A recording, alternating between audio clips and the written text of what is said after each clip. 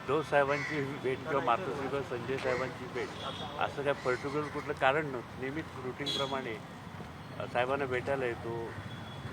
संजय राऊत साहेबांना पण भेटलो मी आता. आज भेटलो सकाळी.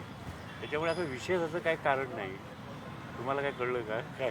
पण तुमच्यावरती असा काही दबाव आहे का? शिंदे गट भाजप अहो अजिबात आहे. प्रश्न असा आहे, माझ्यावरती दबाव कोण का टाकू शकत? शिंदे गट किंवा परंतु आमच्या सूनबाईंवरती थोडंसं आहे. प्रश्न असा आहे, माझा वैयक्तिक घरचा प्रश्न आहे. आणि एका चॅनलनी परवा असं दाखवायला सुरुवात केली की तेजस्वी भाजपमध्ये जाणार आणि मातोश्री ते असं विचारलं गेलं की तुम्ही शिवसैनिक माझे आहेत की घोसाळकरांचे आहात, असं काही चॅनलनी दाखवलं. आणि त्या संदर्भामध्ये मला ते खूप लागलं मनाला की बाबा मी तर शिवसेना, तुम्हाला सगळ्यांना माहिती आहे, शिवसेनेचा कार्यकर्ता आहे. आणि थोडंसं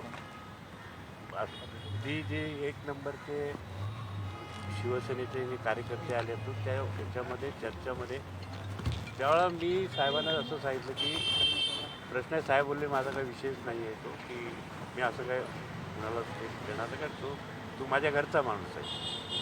आणि म्हटलं मी काय माझे शिवसैनिक म्हणून मी काय तिथं काम करत नाही. हां, माझा 40 वर्ष प्रभाव आहे. लोक बोलतात घोसाळकर सगळेच बोलतात. त्याच्यामुळे म्हटलं असं काही नाही, एवढंच.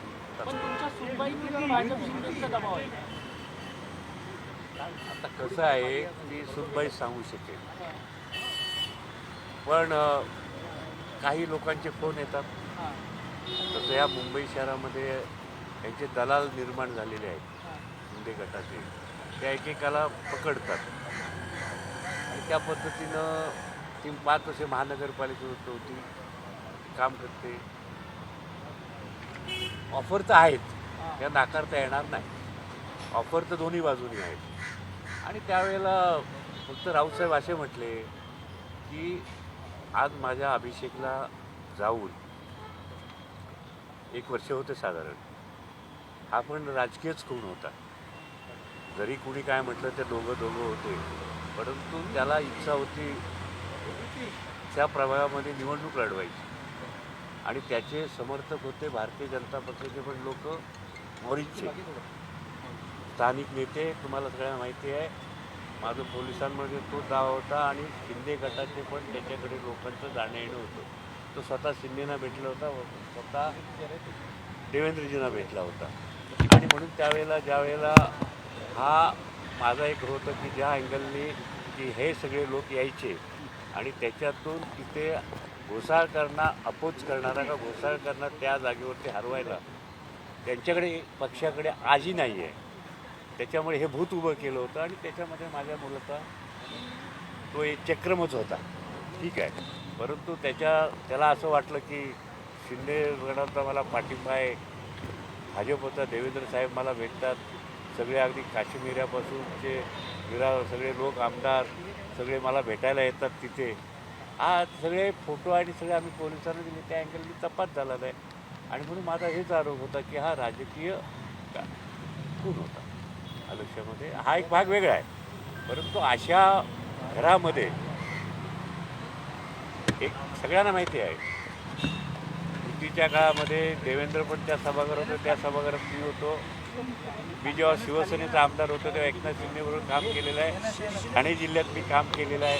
त्यामुळे माझा स्वभाव कसा आहे त्यांना माहिती आहे. आणि म्हणून जे राऊत साहेबांनी सांगितलं की कमीत कमी फॅमिलीमध्ये आमच्या काय चाललं आहे ह्याचा विचार न करता, आज मला 2 नातू आहेत, एक 4 वर्षाचा आणि 10 वर्षाचा आहे. त्याच्यामुळे आता तुम्ही काय आमच्या होत्या थोड्याशा नाराजी होत्या, वैयक्तिक घरातल्या नाही, पक्षातल्या. पण त्याचा फायदा राजकीय उठवला जात आहे, त्याचं मला थोडंसं वाईट वाटलं. तेजस्वी ताईंना कुठेतरी समजवण्याचा प्रयत्न झालाय का? कारण की त्यांनी राजीनामा येऊन गेली मातोश्रीला. तो राजीनामा तिने दिलेलाच नाही आहे. तिने राजीनामा शिवसेना उपविभाग प्रमुख काहीतरी होतं, वैयक्तिक स्थानिक लेवलला त्यांचा डिस्प्यूट होता. त्याच्यामध्ये तिने पक्षाचा राजीनामा दिलेला नाही, नगरसेवकाचा राजीनामा दिलेला नाही.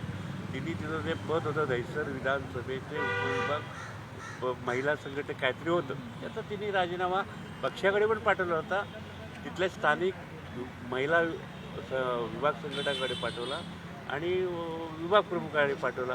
तो प्रेसला गेला आणि पक्षाचा तेजस्वी घोसाळकरनी राजीनामा दिला. अशा प्रकारच्या त्या बातम्या सुरू झाल्या.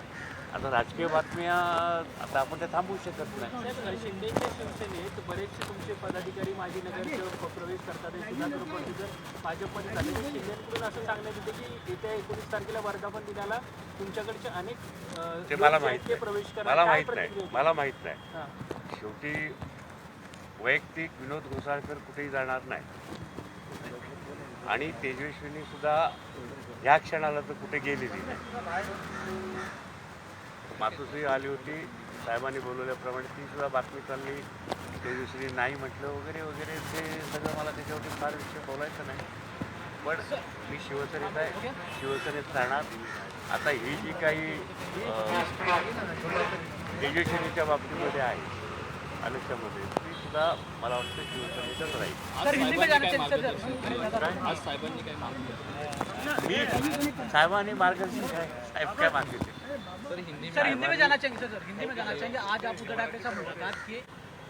एक न्यूज़ चल रही थी वो मेरे अगेंस्ट थी कि वहाँ न्यूज़ में ऐसा लगा था कि उद्धव साहब ने ये पूछा, जो हमारे तेजस्वी के वार्ड के कार्यकर्ता जो गट प्रमुख उपशाखा प्रमुख आए थे उसको जो चलाया कि साहब ने ये बोला कि आप लोग घोसालकर फैमिली के शिवसैनिक है कि मेरे शिवसैनिक है.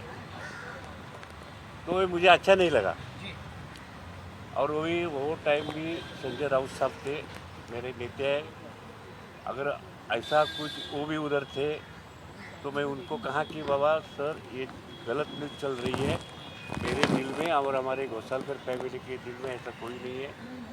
साहब ने तो स्पष्ट शब्द से कहा मैं ऐसा कुछ बोला नहीं है. घोसालकर आप भी घोसालकर बोलते हैं, कार्यकर्ता भी घोसालकर बोलते हैं, मैं भी घोसालकर बोलता हूँ, लेकिन ये गलत न्यूज़ चल रही है.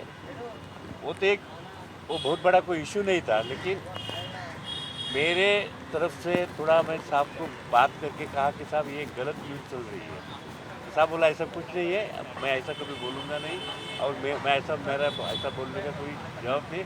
आप सीनियर कार्यकर्ता है, बाला साहब से काम करते हैं, मेरा विश्वास है तुम्हारे ऊपर. आपकी बहू को लेकर चर्चा थी कि बीजेपी जो है वो शिंदे गुट में शामिल हो सकती है बीजेपी से. अभी वो लोग आते हैं, बुलाते हैं, फ़ोन करते हैं, सारे लोग उनके भी वोट समझाना.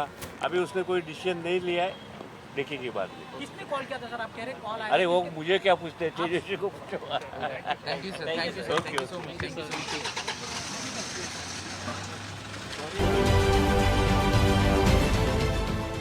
देश विदेशातील प्रत्येक घडामोडींचे लाईव्ह अपडेट मिळवण्यासाठी आता साम टीव्हीच्या सर्व सोशल मीडिया प्लॅटफॉर्मला लाईक, फॉलो आणि सबस्क्राईब करा. तसंच सर्व नोटिफिकेशनसाठी बेल आयकॉन प्रेस करायला विसरू नका.